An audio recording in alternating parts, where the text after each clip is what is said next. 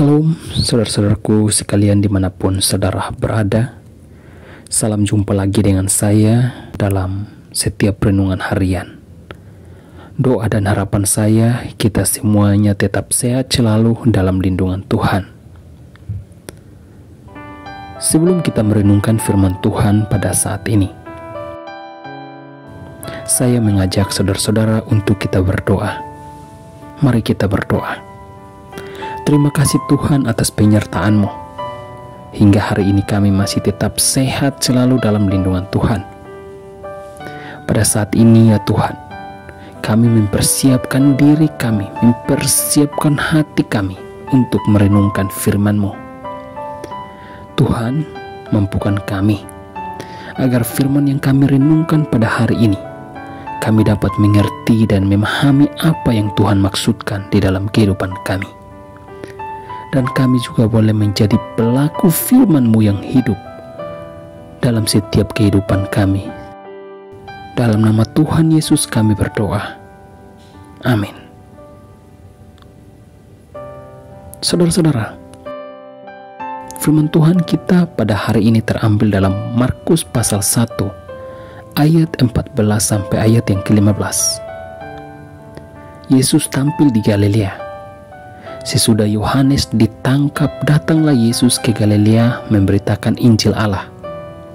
Katanya, waktunya telah genap, kerajaan Allah sudah dekat. Bertobatlah dan percayalah kepada Injil. Teks firman Tuhan yang kita bacakan saat ini menceritakan tentang Yohanes Pembaptis yang ditahan.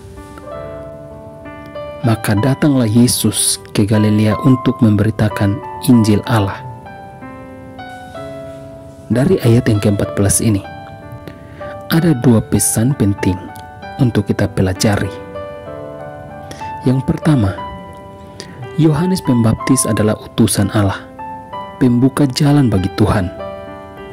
Dan yang kedua, Yesuslah Tuhan yang jalannya telah dipersiapkan oleh Yohanes Pembaptis dan yang disebut Ia yang lebih berkuasa daripada aku.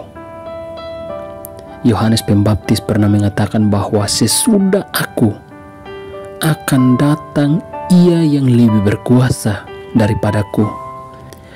Membungkuk dan membuka tali kasutnya pun aku tidak layak. Pelayanan Yesus dimulai dengan pemberitaan Injil Allah.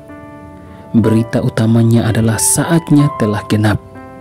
Kerajaan Allah sudah dekat. Bertobatlah dan percayalah kepada Injil. Injil menyatakan datangnya pemerintahan Allah. Dan pemerintahan Allah itu hadir di dalam diri Yesus Kristus sendiri. Dan dalam berbagai perbuatannya, Injil sejalan dengan penggunaan kata Injil dalam kitab Markus.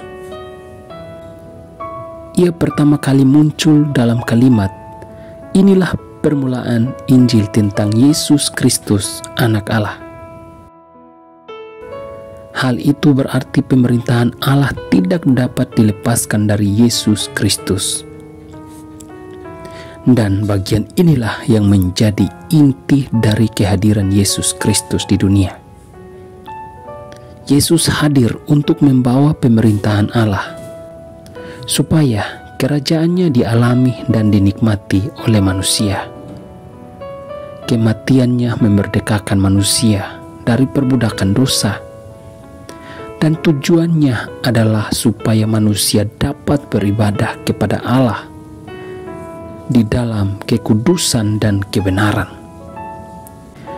Tanda kehadiran Yesus dalam diri seseorang bukan sekedar perasaan gembira dalam perenungan, melainkan pengalaman nyata dalam pertobatan yang ditunjukkan dari hari ke hari.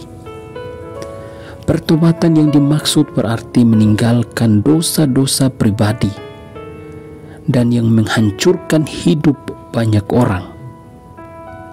Pertobatan yang dimaksud adalah tanda terbaik bahwa kita sedang bertumbuh makin dalam dan makin cepat menjadi karakter Yesus. Kita berubah dari perbuatan kita yang tadinya mungkin kita bermalas-malasan, kita suka berbohong dan lain sebagainya. Tetapi ketika Kristus hadir di dalam hati dan pikiran kita, maka kita menjadi berubah lebih baik lagi. Dan kita semakin hari kita melakukan setiap perintah Tuhan di dalam kehidupan kita. Mari kita berdoa. Syukur dan limpah terima kasih Tuhan buat renungan singkat kami pada hari ini. Kiranya melalui firman yang sudah kami renungkan pada hari ini, kami selalu dikuatkan dan diteguhkan iman kepercayaan kami, dan kami disadarkan akan setiap perbuatan dosa kami. Kami percaya bahwa melalui kematian Yesus Kristus, kami dibebaskan dari perbudakan dosa, dan kami diberi kemenangan dan keselamatan oleh karena penderitaan Kristus Yesus untuk menyelamatkan kami. Terima kasih Tuhan buat firman yang sudah kami renungkan pada hari ini, yang telah mengingatkan kami kepada Yesus Kristus. Biarlah kami menjadi anak-anak Tuhan yang hidup kami sesuai dengan kebenaran-Mu. Pakailah hidup kami ya Tuhan, dimanapun kami berada. Boleh kami menjadi berkat buat orang-orang yang ada di sekitar kami. Di dalam nama Tuhan Yesus Kristus kami berdoa dan mengucap syukur. Amin.